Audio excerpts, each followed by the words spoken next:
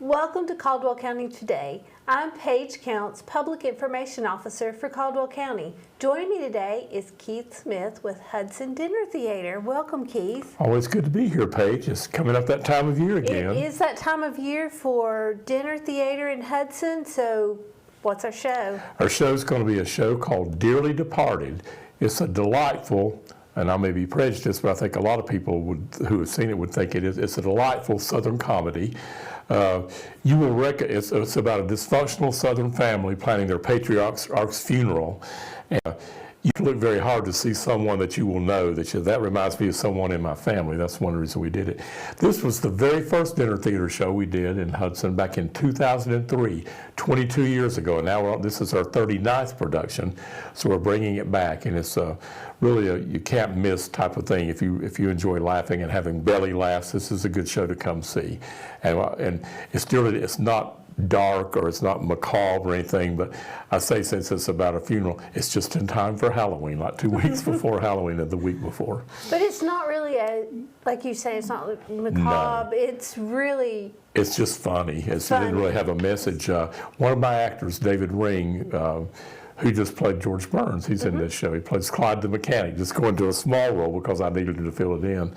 And he made the comment that really good comedy can be based on tragedy, and you see the comedic elements of that, and it kind of comes full circle, and he's right about that. We're not making fun of anything or anybody experiencing situations like that, but it just, Alan Alda one time said in MASH, he was making fun of something in surgery, and Frank Burns and Margaret Houlihan said, "Can you not take anything seriously? Is everything a joke to you?" And he said, "No, this is so serious that the way I survive it is by telling jokes or by joking." And so if you can laugh at things, any element of life, then that's a great thing. And as I said, you'll love the fact that you will see somebody you recognize in the show. Actors, yes, but I'm talking about someone in your family. That's how my brother acts, or that's how, So. Or it might be that's how I act. Yeah, or how I do it myself, yeah. He's got a good point, yeah. So tell us, we've kind of talked generally, but tell us a little bit about the storyline, just enough to tease people. Sure, it's 3 days, takes place in 3 days. On a Wednesday morning, the patriarch of the family, his wife, is reading him a letter from his sister. He's sitting there reading the newspaper, and she says, "Well, what do you think of that?" And he falls over dead. So the rest of the show is the rest of Wednesday, Thursday, and then the Friday morning funeral, planning the funeral, and all the people, the relatives coming in, and all the meatloaf ham surprise and everything they gather together, and this guy's started a new business, and it goes belly up, and things happen. It's just, you just really need to come see it. It's a continual. It's not a soap opera. It's really more clever than a lot of soap operas are, but it's, and David Ring, mentioning David, another thing he said was he was skeptical before he read the script, because he says, "I don't generally like Southern comedies like some of these formula type things." He said, "This has more substance and depth," so that made me feel good about it, even though I felt good about it already. So. Right, and as I was sitting here thinking, as you're talking about it, there's a lot of dynamics that go on during those days between the death and the funeral and the people coming in, and a lot of family, community dynamics you see there, and this just delves right into that. It does. It's Southern, but it could play in the North too, but we put our Southern take on it because it's written for Southerners, which helps us with. We have so many fine actors who do theater, but some of them have a challenge avoiding their Southernism when they have to. I'm Southern, but I can get rid of it on stage when I think about it. But a lot of people have a challenge with that. This show, you don't want to get rid of it. But it's the other thing, the other point of that is the opposite point is you don't want to be caricaturish and I don't want this to be like a church skit. And I'm not putting down any church, but just guys having fun in church who aren't normally actors, like the men's class who get up and dress as women, or doing the cheerleader thing they do, or just one level type comedy. It's not that, it has depth. You play the character truly, and the humor comes out of that. You don't contrive to find the humor or try to fancy it up and put the extra accent on. No, you don't do that. You just play it. We did a show, Still Magnolias, and one of our early shows at the Hub, just a couple shows after this one, back in 2003 or 4, and the show had been done at Foothills Performing Arts, and this lady was perfect for one of the roles. So the director, Donegan Smith was the director. He cast her because she was perfect for the role. So then she started trying to become somebody. Says, "No, I cast you to be that." She was trying to, what was it, put on the dog, you know, and she didn't need to do that. So I'm encouraging the actors to be. We just started rehearsals at this point, but encourage them to be true to the character, not to try to ham it up. The laughs are built into it. Speaking of the actors, who are they in this play? Okay. Ken Twing, who we know, who just was in The King and I, was just recently the lead in My Fair Lady. I always make jokes about it. I said when we did The King and I, it was the Twing and I. And when we sang in Sound of Music, when we sang, these are a few of my favorite twings, Ken always smiles, but I'm not sure he appreciates my sense of humor with his name. But Ken is playing the lead character, who is Ray Budd, who's the son of the gentleman who passed away. And he's the only one who's really responsible in the family, and he's recovering from a drinking problem, and he hates funerals anyway. But his brother's well-intended but ne'er-do-well who fails at business, and they have a younger sister who came as a surprise, delightful, and she still lives at home with Mama. And he's kind of the Andy Griffith who all these characters spin around. You know, after Andy quit trying to be funny and he was like the straight guy, you know, the centerpiece, that's what Ray Budd is in this show. So that's the role that Kim plays. And his wife is Lucille, and she's played by Tammy Williamson, who's done some shows with me at the Hub, and looking forward to, after a couple of years hiatus, welcoming her back. And Carolyn Eichard, our old standby, not old, a young standby, that does so many shows. The grand dame of Hudson Theater, I've always called her. But she's not doing Marguerite this time. She's doing a smaller role because she has so many other demands. But she's funny, and it's going to be good. Marguerite is played by a lady named Ann Wepner from Hickory Newton, who has been doing several shows lately. Kevin Parrish, a lot of people will know, he's playing Royce, her son. Ron Lale, who's done so much for our theater in the last 3 years, he's helped us backstage financially, designed and built that wonderful turntable we have now, which is state of the art, and has done a great job on stage. Usually having to play an Englishman or someone from Maine, now he can be Southern, but he's in the show. He's Junior, the younger brother, who ironically in real life is a great businessman. He owns automated machine design, but he plays a failed businessman in this show. He's Ray Budd's younger brother. And his wife is Suzanne. And Eric's wife, Eric Stafford's wife, has played Suzanne twice in the past. But Suzanne is very melodramatic. And so that makes a good combo. And I think the funniest thing in the show are Norval and Vita, and Carolyn's playing Vita, but Norval, bless his heart, is laid up with many human ailments, and she just tries to keep him alive for the scene he's in, and all Charlie does is make sounds, and people are laughing so hard they cried the other night when we were just reading through it. So they'll look forward to that scene. And I mentioned Clyde, he's the mechanic. He's, excuse me, Ray Budd's employer, and I think it's very interesting that on the day that the father dies, very early in the morning, people just go on to work. Ray Budd, the son, has his machinist uniform on to go to work at the auto shop. He's got 3 brake jobs to do that day. And so here he's going to work the day that his dad passed away. And Clyde says, we take care of our own, and he sends in a wreath, but he doesn't mind, probably insists that Ray shows up for work that day. I think they finally give him Thursday and Friday off. But David just did play George Burns and Say Goodnight, Gracie. And he's going from that huge role to doing a small role because I asked him to. That's very hilarious in this show. And his wife, Libby Ring, is playing the mother, the patriarch's wife, the mother of the family, Raynell Turpin. And don't wear turbans, it's Turpin, but she's going to be delightful. She's a very good actress, and her first scene is just reading that letter from her husband's sister. And they have, as I said, a girl who came late in life, delightful. She says 3 words, I think, in the whole show, but she eats the whole time, the whole show. So and there are others, but that covers a lot of the characters. So when is the show? The dates of the show are October 16th, 17th, 18th, and 19th. That's the Thursday through Sunday, with the Sunday being a matinee. We've had some success with that, so we're starting to add matinees. So it's 6:30 for the meal, which is catered by Boxcar Grille. And we always talk about this, how people love Daniel Boone Inn, but they're not available in the fall any longer because ever since COVID, they've always been well-staffed, but they don't have enough people to send down for 6 nights for a show during fall season. The mountain leaves, they have a lot of weddings up there.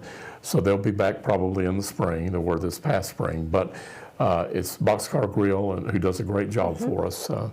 And that meal is at 6:30 with the show to follow at 7:30. That's the 3 nights, Thursday, Friday, and Saturday. The Sunday show's a matinee, so it's a lunch. It's the same meal, but it's served for lunch at 1:30 with the show to follow at 2:30, which is great for people who don't drive in the dark or can, get out and come, or a lot of elderly people. Or you don't have to be elderly. I hope I'm not quite elderly, but I don't see well to drive at night either. So, but that's a good opportunity to have a nice lunch. Maybe the day that fits your schedule. Yeah, exactly. And then the second week, it's just the Thursday, Friday, and Saturday, and that's October 23rd, 24th, and 25th. So it is the week before, leading up to Halloween. Same deal, 6:30 meal, 7:30 the show. And tickets have not gone up. $37 for the play and the meal, and $20 for the balcony seating only for just the show. And as usual, we were sponsored by our wonderful supporter, the very philanthropic McCray Modern Furniture, and we'll have a night for them. And so we're looking forward to it.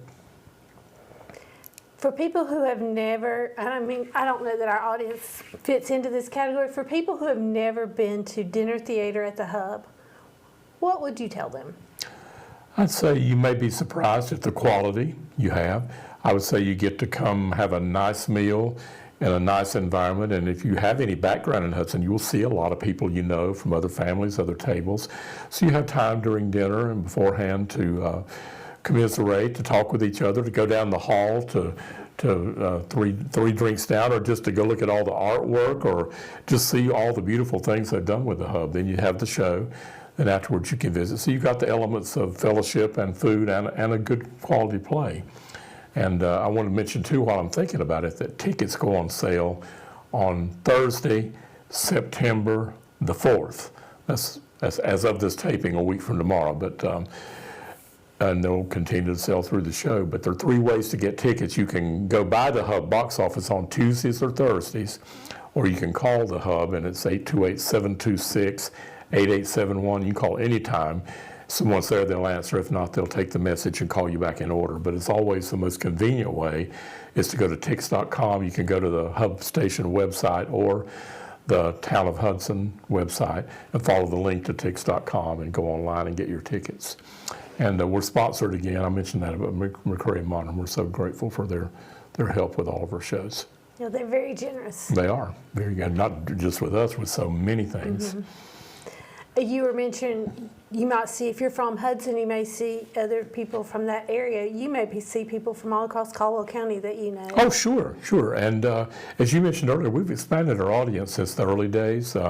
We always had a lot of people from Caldwell County, probably as many from Lenoir as from Hudson itself.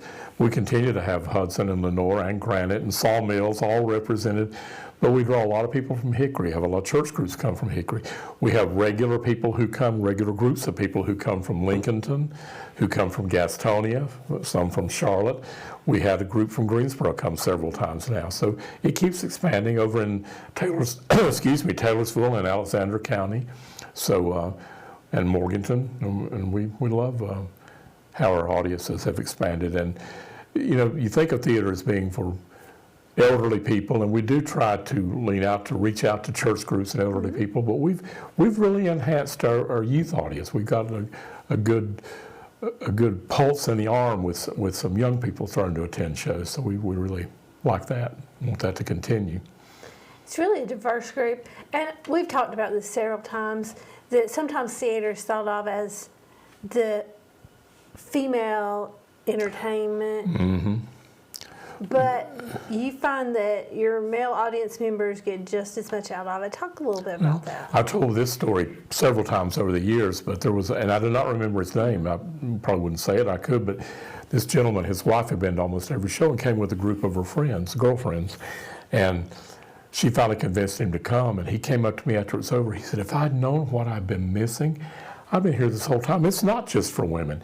And I think he's passed away now, but I think for like the next 12 shows or so, he was at every one of them and encouraged his friends to come. So yeah, there's something for everyone. Live theater is special because it's a living entity. It's never the same any 2 nights in a row. Someone can say something just a little differently, and it takes a little twist or turn, or some nights you may have a more energetic, laughing audience, and it builds up the energy. It's never quite the same. Once something's on film, you may do 20 takes, but once it's on that celluloid, it's set for life. Like we're talking about Ready When You Are CB, recording the tape. It's there, but a play is a living entity every night. So you could come see the same show, especially if you like it a couple of times, and get a whole different show and enjoy yourself in a different way both nights. So if you saw it in 2003, I think that's the right year, it's not going to be the same show. No, and if it were, you would like it, but it's completely different. I think the only repeat, as I said, is Carolyn Eichert, and in a different role at that. So, no, you'll enjoy it. Now, most people probably are not, they might be familiar with it, but it's not like something they've seen a lot or seen recently, as you said. I do want to mention Bethany Baumgartner Kirby. She's in the show as an actress. She usually works backstage with stage managing. She and her husband Keith have a new son that they've adopted, and that's going really well, but she's spending time with him to have the full time to work backstage, but this role is just suited for her, and she'll still help backstage, but she's always been delightful to help us with all of her shows. Carolyn, Gary Warner and his wife Ann Hicks are in their 80s, came here from Colorado and New York respectively, and live in Hudson now. Do a phenomenal job throughout the community, helping with things in the community, but they've taken it upon themselves to go into the costume and the props area that we have. It's just been piled full of stuff for 20 years. And they sorted everything out and cataloged it and managed it. I mean, it's really, truly almost a miracle. And they do it because they love to do it. Their son Bill helps, and he has the dog Cobalt, who people met in the last show. And Jane and John Yankoff are constant helpers. The McBurneys are great to help us. Kirsten's backstage, Rick comes and helps, and they've been in shows as well. There are more. Bob Land, he's the father who collapses over, but he's been a godsend too to help us backstage. Just wonderful. Tried to get me to contact him for several years. He'd give me his number, and I would lose it, and I finally locked in about 2 or 3 years ago, and I'm so glad I did, and I think he's glad I do too, even though he won't let me live that down. And he helped Ron a lot, and it was instrumental in helping build that turntable, which we used in 9 to 5. And we'll be using it. It's got 2 sides, and while one scene's playing, the other scene is set, spins around. So you got continuous action. You don't have to wait to change sets. That's wonderful. Again, tell us when the play is.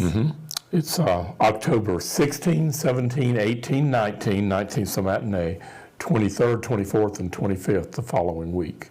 So there are 7 performances. 7 performances. How much are tickets, and how do folks get tickets? Tickets are $37 for dinner and the show, $20 for the show only. Go online to tix.com. You can go to the Hudson Town website or to the Hub Station website. It says, click for Tix, and so it's tix.com, and you can pick out what you want and buy them right there and see what you're getting. It gives you all the availabilities at the tables. Or you can go by the Hub in person, but on Tuesdays and Thursdays only. But you can call the Hub anytime, 828-726-8871, and there may or may not be someone who will answer, but they're good about following up, and they'll return calls in order. But you want to get your tickets early, because shows that are popular, and this will be popular, they start selling out early, or start selling early, and there'll be good seats, and they're all good seats, but if you want to be toward the front, you need to get involved early. Plus, that builds some momentum for a show. We like to see the early ticket sales, and it builds on that. And we have before talked about the seating for a play versus for a concert. Talk a little bit about that. Sure. You got your tables on the floor, and there are 27 tables, and so it accommodates 216 people. And a lot of people buy the table as a group. Or you can have 4 people, and Addie will put you along with somebody else who are 4 people, or you'll see online you can do that. So the groups are just couples who come, or trios, or quartets of people, or a lot of people buy the full table. And not only does that promote your fellowship during the meal and everything, but it keeps your family together, or friends and family. But you sit there, and you clear the tables, and then it's there for the duration of the show. If you're in the balcony, it's more of an overview. The seats are very comfortable. If you want to see a lot of nuance, sometimes you'll want to be real close, but you can see a beautiful overview of the show from the balcony, and many people prefer that, especially if they're not eating the meal. For a concert, we just put out chairs, and like in a concert format, and that that works great too. But for this, it's a different atmosphere. Dinner theater has kind of a life of its own, as opposed to just straight out theater with chairs or concerts with chairs, and that sort of thing. So tell me the dates again. Okay. I'm sorry, Keith. That's fine. No, I'll tell you because I'm thinking of something came to my mind. It's gone out and may circle back around while I'm thinking about the dates. October 16, 17, 18, and 19. That's a Thursday through Sunday, with the Sunday being a matinee, and the following Wednesday, Thursday, Friday, which are the 23rd, 24th, and 25th. All right, Keith, last opportunity. Anything else we need to talk about this play? I think just please give us a chance. If you've been coming to see our dinner theater, you know what it's about and you enjoy it. And if you haven't, give it a chance. It goes on because we have you support it. We can't do it otherwise. I've always said Laurence Olivier is such a great actor, or Pavarotti is such a great singer, but they have not audiences, then it doesn't really have a lot of value because no one's there to hear them. So we need the audience to be there, and you'll enjoy yourself. And it's a very symbiotic relationship. You feed back and forth on the energy and the laughter, especially with a comedy. And we sold the last full-scale shows so well, the 9 to 5 with Dolly Parton, and people were astonished that they couldn't get seats. I mean, it was sold out after about 4 days, and we added a couple of nights, but it still was sold out 2 or 3 weeks early. So I don't think it'll be that prolific, but somebody said, how can I do this in the future? I'm not going to wait. Well, heed what you said. Come early, get your tickets early, and you'll be glad you did. Yeah, you will be glad you did, because dinner theater at the Hub is a great experience, a great evening out. It is. It is. Keith, thank you for being here with us. Always a pleasure, Paige. And thank you for watching Caldwell County Today.